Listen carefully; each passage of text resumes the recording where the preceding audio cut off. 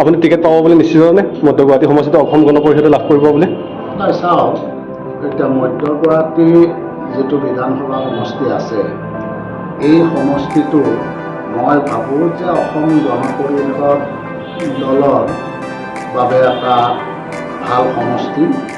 আৰু যিহেতু আমি মিত্ৰজোঁটত আছোঁ, গতিকে মিত্ৰজোঁটৰ প্ৰাৰ্থী হিচাপে যদি মোক মনোনীত কৰে, মই ভাবোঁ যে এই সমষ্টিৰ পৰা আমি অভিলেখ সংখ্যক ভোটত আমি জয়যুক্ত হ'ব পাৰিম। গতিকে ইয়াত যিহেতু কংগ্ৰেছৰো কেণ্ডিডেট নাই, অসম জাতীয় পৰিষদে কেণ্ডিডেট দিব, যদিও কংগ্ৰেছে সমৰ্থন দিছে, তথাপিতো আমি ভাবোঁ যে ইয়াত আমাৰ এটি যথেষ্ট সবল, আমাৰ অসম গণ পৰিষদ দলৰ এটি যথেষ্ট সবল। আৰু বিজেপিৰো মই নকওঁ যে তেওঁলোকৰ ভেটিটো দুৰ্বল, তেওঁলোকৰো হ'ব। গতিকে আমি মিত্ৰজোঁটৰ জৰিয়তে মই ভাবোঁ যে আমি এই সমষ্টিৰ পৰা জয়ী হোৱাৰ 200% সম্ভাৱনা আছে। সম্ভাৱনা নহয়, নিশ্চিতই জয়ী হোৱাটো নিশ্চিতই। গতিকে আমাৰ ৰাইজে, যিখিনি আমাৰ মধ্য গুৱাহাটীৰ ৰাইজ আছে, বিগত দিনৰ কাম কাজৰ ক্ষেত্ৰত, উন্নয়ন বিকাশৰ ক্ষেত্ৰত আমাৰ ৰাইজ যথেষ্ট সন্তুষ্ট, কাৰণ যথেষ্ট পৰিমাণে আমি নিশ্চয় এই সমষ্টিটোৰ বাবে আমি কাম কৰিছোঁ। আৰু দৰিদ্ৰতা নিৰ্মূলৰ ক্ষেত্ৰতো আমাৰ মাননীয় মুখ্যমন্ত্ৰী যিখিনি আঁচনি গ্ৰহণ কৰিছিল, সেই আঁচনিৰ জৰিয়তেও আমি ইতিমধ্যে যথেষ্ট সংখ্যক দুখীয়া পৰিয়ালক আমি তেনেকৈ এই আঁচনিসমূহৰ সুবিধা দিবৰ কাৰণে সক্ষম হৈছোঁ। আজি অৰুণোদয় হওক, আজি ৰেচন কাৰ্ডেই হওক, উদ্যমিতা আঁচনিয়ে হওক, বিভিন্ন আঁচনিৰ সুবিধা আজি আমাৰ এই অঞ্চলৰ ৰাইজে পাবৰ কাৰণে সক্ষম হৈছে। গতিকে মই ভাবোঁ যে ইয়াত জয়ী হোৱাৰ কাৰণে আমাৰ বিশেষ একো কঠিন নহয়। মই ভাবোঁ একেবাৰেই কঠিন নহয়, আমি সহজভাৱে এই সমষ্টিটোৰ পৰা জয়যুক্ত হ'ব পাৰিম।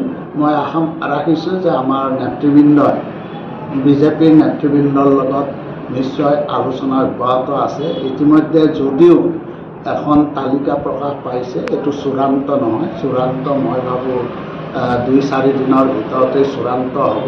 গতিকে আমাৰ নেতৃত্বই নিশ্চয় বিজেপিৰ নেতৃত্বৰ লগত আলোচনা কৰি এই চিটটো, কাৰণ আমাৰ গুৱাহাটীত 4টা সমষ্টি আছে আৰু 1985 চনৰ পৰাই আমাৰ আগতে যদিও 4টা আছিল, অৱশেষত আমাৰ এটা সমষ্টি অগপৰ বাবে সুৰক্ষিত হৈ আছিল বা অগপই আমি লাভ কৰি আহিছিলোঁ। গতিকে মই ভাবোঁ যে এইবাৰো যাতে এই 4টা সমষ্টিৰ এটা সমষ্টি, আমাৰ মধ্য গুৱাহাটীৰ সমষ্টিত যিহেতু মই বিগত প্ৰায় 30টা বছৰে বিধায়ক হৈ আছোঁ, গতিকে মই ভাবোঁ যে এই সমষ্টিটো যদি অসম গণ পৰিষদক আমাৰ বিজেপিৰ নেতৃত্বই যদি এৰি দিয়ে, তেতিয়াহ'লে যথেষ্ট এইটো আমাৰ কাৰণে মংগল হ'ব আৰু দুয়োটা দলৰ কাৰণে নিশ্চয় মংগল হ'ব। আঞ্চলিকতাবাদী এজন জ্যেষ্ঠ নেতা জয়ন্ত সাউণ্ড ডাঙৰীয়া যোৱাকালি অসম গণ পৰিষদ ত্যাগ কৰিছে, ক্ষোভিত হৈ পেলাই দলৰ ওপৰত ক্ষোভিত হয়। যদি আপুনি মধ্য গুৱাহাটী সমষ্টিটোত টিকেট লাভ নকৰে, আপুনি কিবা বিকল্প চিন্তা কৰিব নেকি? নাই, এতিয়ালৈকে মই কোনো বিকল্প চিন্তা কৰা নাই। মই চূড়ান্ত তালিকালৈ অপেক্ষা কৰিছোঁ, চূড়ান্ত সিদ্ধান্তলৈকে মই অপেক্ষা কৰিছোঁ।